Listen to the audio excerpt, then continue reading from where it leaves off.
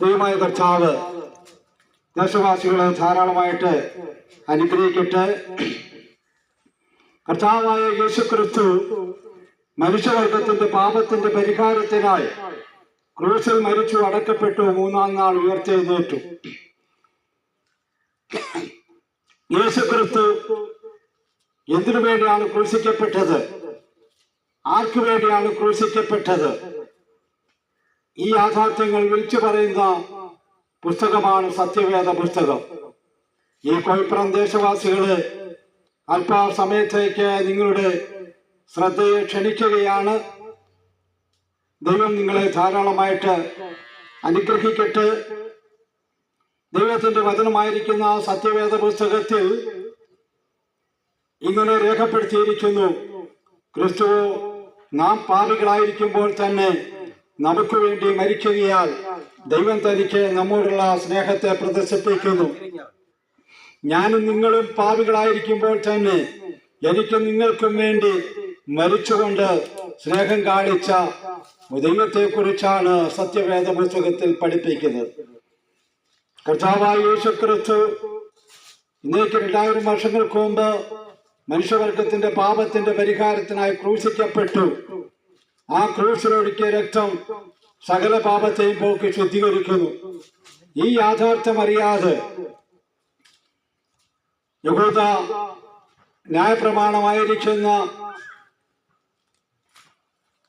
ന്യായപ്രമാണത്തിലെ ഗമാലിയലിന്റെ പാദപീഠത്തിൽ നിന്ന് ന്യായപ്രമാണം വ്യക്തമായി പഠനം നടത്തുകയും തന്റെ മതചിന്തകൾക്കനുസരിച്ച് ക്രിസ്തുവിന്റെ മാർഗക്കാരെ കൊന്നുപിടിക്കുവാനായി നടന്ന ഒരു വ്യക്തിയായിരുന്നു പൗലോസ്. ദമസ്കസ് എന്ന് പറയുന്ന സ്ഥലത്ത് വെച്ച് ഒരു നട്ടുച്ച നേരത്ത് കർത്താവായ യേശുക്രിസ്തു പൗലോസിനെ സന്ദർശിക്കുവാനിടയായി. അത് ഇങ്ങനെയാണ് രേഖപ്പെടുത്തിയിരിക്കുന്നത്: ശൗലേ ശൗലേ, നീ എന്നെ ഉപദ്രവിക്കുന്നത് എന്ത് എന്ന് ചോദിക്കുമ്പോൾ നീ ആരാകുന്നു കർത്താവേ എന്ന് തിരിച്ച് പൗലോസ് ചോദിക്കുന്നു. അപ്പോൾ യേശുക്രിസ്തു പറയുന്നത്, നീ ഉപദ്രവിക്കുന്ന നസ്രയനായ യേശുക്രിസ്തു ആകുന്നു ഞാനെന്ന്. എന്താണ് അതിന്റെ കാരണമെന്ന് ചോദിച്ചാൽ, ക്രിസ്തുമാർഗക്കാരെ കൊന്നുപിടിക്കുവാനായി തനിക്ക് അതിന്റെ അധികാരപത്രം ഉണ്ടായിരുന്ന ഒരു വ്യക്തിയാണ്. എന്നാൽ ദമസ്കോസിന്റെ പടിവാൾക്കൽ വെച്ച് യേശുക്രിസ്തുവിനാൽ പിടിക്കപ്പെട്ടപ്പോൾ ഈ പൗലോസ് വിളിച്ചു പറയുന്ന ഒരു വാക്കുണ്ട്: ആ പാപികളിൽ ഞാൻ ഒന്നാമൻ. അത് പാപികൾക്ക് വേണ്ടി ക്രൂശിക്കപ്പെട്ട ക്രിസ്തുവിനെ തന്റെ ജീവിതത്തിൽ അനുഭവിച്ചറിയാൻ കഴിഞ്ഞപ്പോൾ പൗലോസ് വിളിച്ചു പറയുകയാണ്: ആ പാപികളിൽ ഞാൻ ഒന്നാമൻ. എന്താണ് പാപം? വേദപുസ്തകത്തെ പറ്റി നാം പഠിക്കുമ്പോൾ പാപം എന്ന വാക്കിന്റെ നിർവചനം കൊടുത്തിരിക്കുന്നത് ഹമാട്രിയോളജി, പാപശാസ്ത്രം. അതിന്റെ അർത്ഥം ഇതാണ്: ലക്ഷ്യം തെറ്റുക എന്നാണ്. ദൈവം എന്തിനു വേണ്ടിയാണോ മനുഷ്യനെ സൃഷ്ടിച്ചത്, ആ സൃഷ്ടിപ്പിന്റെ ഉദ്ദേശത്തിൽ നിന്ന് മനുഷ്യൻ തെറ്റിപ്പോയി. ദൈവം മനുഷ്യനെ സൃഷ്ടിച്ചതും ആ സൃഷ്ടിതാവായ ദൈവം ആദിമ മനുഷ്യനായിരിക്കുന്ന ആദമിനോട് കൽപ്പിച്ച കൽപ്പനകളെ അനുസരിക്കാതെ തെറ്റിപ്പോയ ആ അനുഭവത്തെയാണ് ഹമാട്രിയോളജി എന്ന് വിളിക്കുന്നത്. ലക്ഷ്യം തെറ്റുക എന്ന് പറയുന്നത് ദൈവത്തിന്റെ ഉദ്ദേശത്തിൽ നിന്ന് മനുഷ്യൻ തെറ്റിപ്പോയി. ആ തെറ്റാണ് പാപമെന്ന് പറയുന്നത്. ഈ പാപത്തിൽ നിന്ന് മനുഷ്യനെ രക്ഷിക്കുവാൻ ദൈവമൊരുക്കിയ രക്ഷാപദ്ധതിയാണ് യേശുക്രിസ്തു. യേശുക്രിസ്തു ദൈവമായിരിക്കെ മനുഷ്യനായി ഭൂമിയിൽ വന്നു. മനുഷ്യവർഗത്തിന്റെ പാപത്തിന്റെ പരിഹാരത്തിനായുള്ള മാർഗങ്ങളെ നിർദ്ദേശിച്ചു. യേശുക്രിസ്തു തന്റെ ഐഹികകാല ജീവിതത്തില് വിളിച്ചു പറഞ്ഞു: സ്വർഗരാജ്യം സമീപിച്ചിരിക്കാൻ മാനസാന്തരപ്പെട്ട് സുവിശേഷത്തിൽ വിശ്വസിപ്പീൻ. യേശുക്രിസ്തു പൂർണ്ണ മനുഷ്യനും പൂർണ്ണ ദൈവവുമായിരിക്കെ മനുഷ്യനെ പോലെ പാപമൊഴികെ സകലത്തിലും പരീക്ഷിക്കപ്പെട്ടവൻ. ആരാണ് പരീക്ഷകൻ? വേദപുസ്തകം പഠിപ്പിക്കുന്നത് ദൈവത്തിന്റെ പ്രതിയോഗിയായിരിക്കുന്ന പിശാച് മനുഷ്യന്റെയും ദൈവത്തിൻ്റെയും പ്രതിയോഗിയാണ് പിശാച്. ആയതുകൊണ്ട് ഈ പ്രതിയോഗിയായ പിശാചിൻ്റെ തല തകർത്തുകൊണ്ട് വേദപുസ്തകത്തിൽ ഒരു പ്രവചന ദൂതായി വെളിപ്പെടുത്തിയിരിക്കുന്നത് സ്ത്രീയുടെ സന്തതി സർപ്പത്തിൻ്റെ തല തകർക്കുമെന്ന്. ഈ സ്ത്രീയുടെ സന്തതിയായി ജനിച്ച യേശുവിനെ കുറിച്ചാണ് വേദപുസ്തകത്തിൽ പഠിപ്പിക്കുന്നത്. പരിശുദ്ധാത്മാവിനാൽ ഗർഭം ധരിക്കപ്പെട്ട കന്യകയായ സ്ത്രീ കന്യക ഗർഭിണിയായ ഒരു മകനെ പ്രസവിക്കും.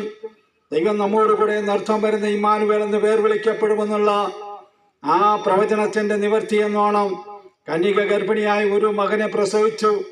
ആ പ്രസവിച്ച മകന് ദൈവത്തിന്റെ ദൂതന്മാർ വിളിച്ചു പറഞ്ഞ പേരാണ് യേശുക്രിസ്തു.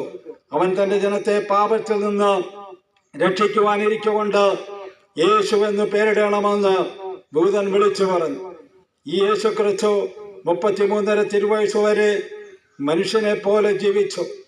അവൻ ദൈവമായിരുന്നു, പൂർണ്ണ മനുഷ്യനുമായിരുന്നു.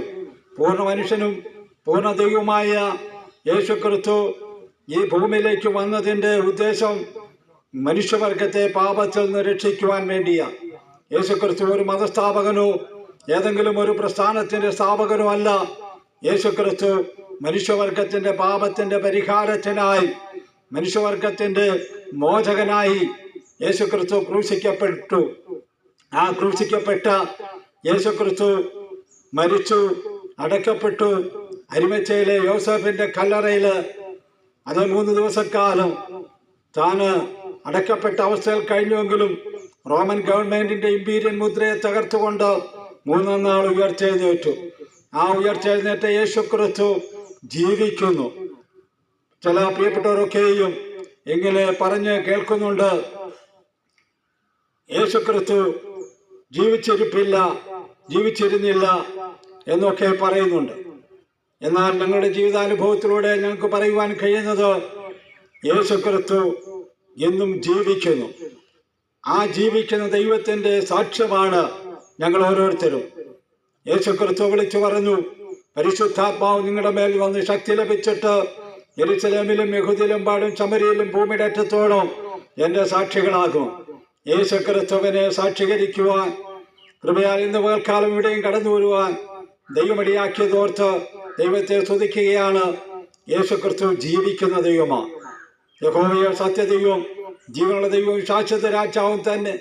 ആ ജീവനുള്ള ദൈവം മനുഷ്യനായി ഭൂമിയിലേക്ക് വന്നപ്പോൾ അത് യേശുക്രിസ്തു എന്ന പേരിന് അറിയപ്പെടുവാനിടയായി തീർന്നു. അങ്ങനെ മനുഷ്യവർഗത്തിന്റെ പാപത്തിന്റെ പരിഹാരത്തിനായി ക്രൂശിക്കപ്പെട്ട ക്രിസ്തുവിൽ വിശ്വസിക്കുമ്പോൾ ഒരു വ്യക്തിക്കുണ്ടാകുന്ന രൂപാന്തരത്തെയാണ് മാനസാന്തരം എന്ന് പറയുന്നത്. ഒരു വ്യക്തിയുടെ ജീവിതത്തിൽ സംഭവിക്കുന്ന വ്യത്യാസത്തെയാണ് മാനസാന്തരം എന്ന് പറയുന്നത്. ആയതുകൊണ്ട് ഈ ശബ്ദപരിക്കുള്ളിൽ ഞങ്ങളെ ശ്രവിക്കുന്ന പ്രിയപ്പെട്ടവരോടായി ദൈവസ്നേഹത്തിൽ വിളിച്ചു പറയുവാനുള്ളത്, ദൈവത്തിന്റെ സ്നേഹം അതാണ് കാൽവരി ക്രൂശിൽ കണ്ടത്. ക്രിസ്തു നാം പാപികളായിരിക്കുമ്പോൾ തന്നെ നമുക്ക് വേണ്ടി മരിക്കുകയാൽ ദൈവം തനിക്ക് നമ്മോടുള്ള സ്നേഹത്തെ പ്രദർശിപ്പിക്കുന്നു. അതെ, ഞാനും നിങ്ങളും പാപികളായിരിക്കുമ്പോൾ തന്നെ എനിക്കും നിങ്ങൾക്കും വേണ്ടി പാപത്തിന്റെ മോചനത്തിനായി ക്രൂശിൽ മരിച്ച ക്രിസ്തു, ആ ക്രിസ്തു 3-ാം നാൾ ഉയർത്തെഴുന്നേറ്റു. അത് യേശുവിന്റെ കല്ലറയിലേക്ക് കടന്നു ചെന്ന ചില സ്ത്രീകളെ നോക്കി ദൂതൻ വിളിച്ചു പറയുന്ന മർക്കോസിന്റെ സുവിശേഷത്തിൽ നമുക്കത് കാണുവാൻ കഴിയുന്നു. നിങ്ങൾ ആരെ അന്വേഷിക്കുന്നു എന്ന് ചോദിച്ചപ്പോൾ, നിങ്ങൾ നസറേയനായ യേശു ക്രിസ്തുവിനെ അന്വേഷിക്കുന്നുവോ? അവൻ ഇവിടെയില്ല, അവൻ ഉയർത്തെഴുന്നേറ്റിരിക്കുന്നുവെന്ന് ദൂതൻ സാക്ഷ്യപ്പെടുത്തുന്നു. ഈ ഉയർത്തെഴുന്നേറ്റ യേശു ക്രിസ്തു 40 ദിവസക്കാലം തന്റെ ശിഷ്യന്മാർക്കും മറ്റനേകർക്കും പ്രത്യക്ഷപ്പെട്ട് സ്വർഗാരോഹണം ചെയ്തു. യേശു ക്രിസ്തു ജീവിക്കുന്നു. ആ ജീവന്റെ സാക്ഷ്യമാണ് പെന്തക്കോസ്ത് നാളിൽ പരിശുദ്ധനായ ദൈവത്തിന്റെ ആത്മാവ് ഇറങ്ങി വരികയും ആ പരിശുദ്ധാത്മാവിന്റെ ശക്തിയിൽ പത്രോസ് വചനം പ്രസംഗിക്കുകയും 3000 പേര് രക്ഷിക്കപ്പെടുകയും ചെയ്തു.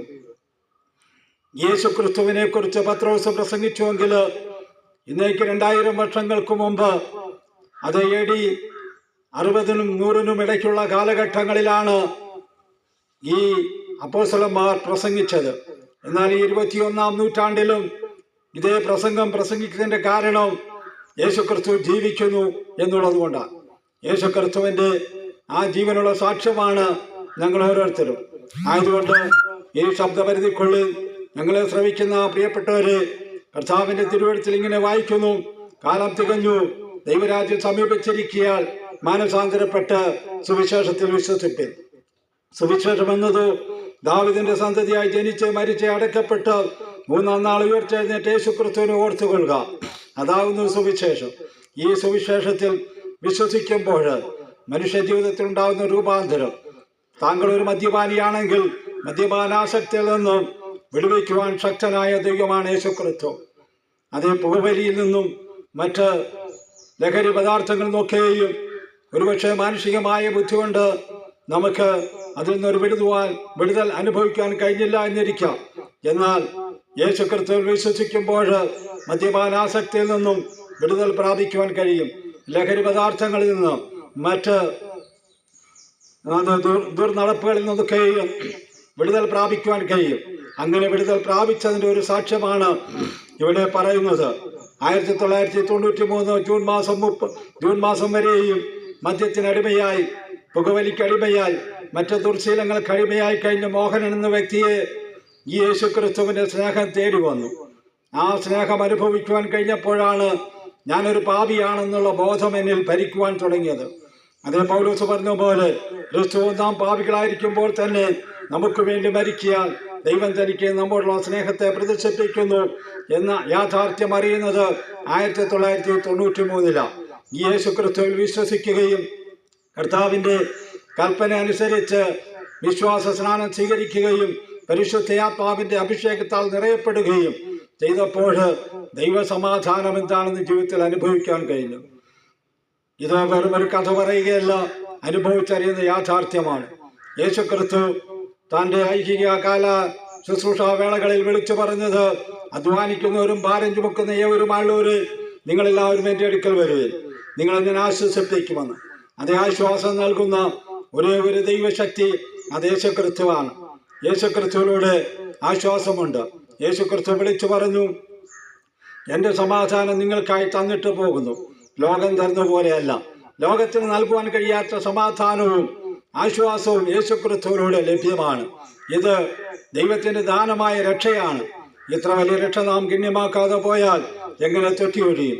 ആയതുകൊണ്ട് ഈ ദാനമായ ഈ രക്ഷയുടെ ഈ സന്ദേശം കേട്ട് യേശുവിനെ രക്ഷകനും കർത്താവുമായി സ്വീകരിച്ച് ദൈവമക്കളായി തീരുവാൻ ദേശവാസികളെ ദൈവം സഹായിക്കട്ടെ എന്ന് പ്രാർത്ഥിച്ചുകൊണ്ട് ദൈവസന്നിധിയിൽ താഴുന്നു.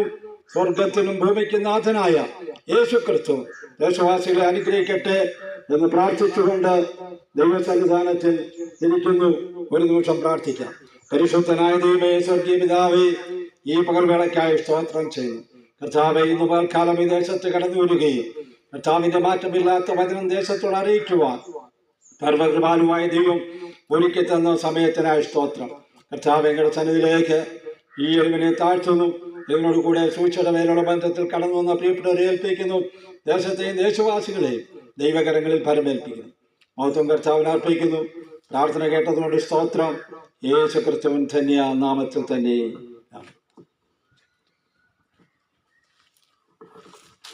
യേശുക്രിസ്തു ഭാര്യയെ രക്ഷിക്കുന്നു. യേശുക്രിസ്തു രോഗികളെ സൗഖ്യമാക്കുന്നു. യേശുക്രിസ്തു പരിശുദ്ധാത്മാവിനെ നൽകുന്നു. യേശുക്രിസ്തു രാജാതിരാജാവായി വേഗം വരുന്നു. നമ്മുടെ ദൈവത്തെ എതിരേൽപ്പാൻ ഒരുങ്ങിക്കൊള്ളുക. ദൈവ ദേശനിവാസികളെ ധാരാളമായി വീണ്ടും അനുഗ്രഹിക്കട്ടെ.